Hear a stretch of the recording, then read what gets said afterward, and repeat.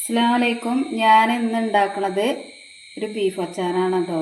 അതിലേക്ക് കുറച്ച് മുളകും പൊടി, ലേസപ്പ്, മഞ്ഞൾപ്പൊടി, ഒരു നുള്ളു ഗരം മസാല ഇട്ട് നല്ലോണം ഇളക്കി യോജിപ്പിച്ച് ഇതിൽ കേട്ടോ. ഇനി മസാലയൊക്കെ ഇതാക്കിയാണ്ട് ഞാൻ അടുപ്പത്ത് വെക്കുകയാണ്.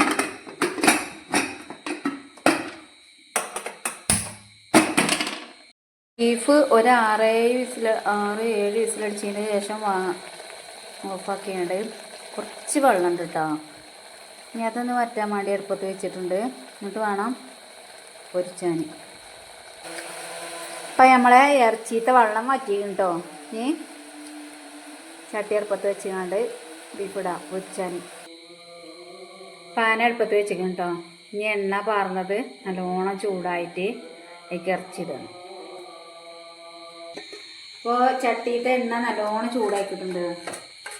നീക്ക്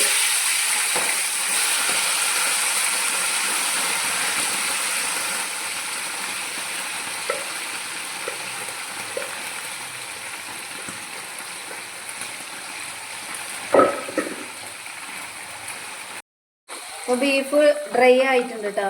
ഇത് കോരാണ്.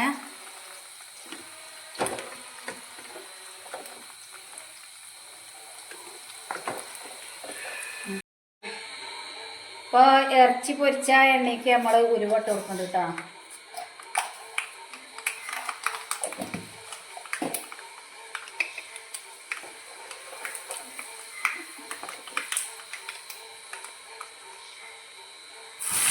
ഇഞ്ചി വെളുത്തുള്ളി ചതച്ചത് ഇട്ട് കൊടുക്കണേ.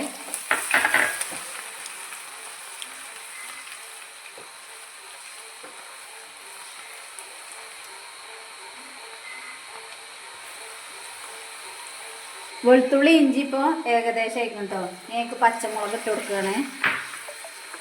കഴുകി വെച്ച കരിവേപ്പിൻ്റെ ഇല,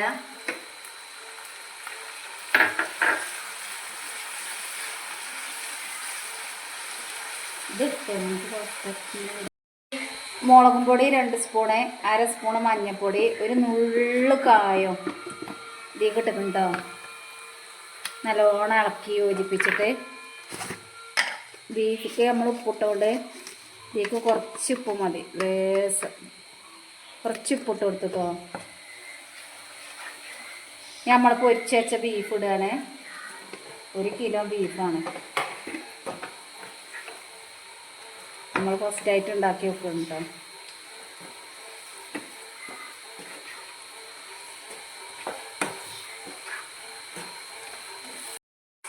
നമ്മൾ കുറച്ച് സൂപ്പ് ഒഴിച്ച് കൊടുക്കുന്നുണ്ട് കേട്ടോ.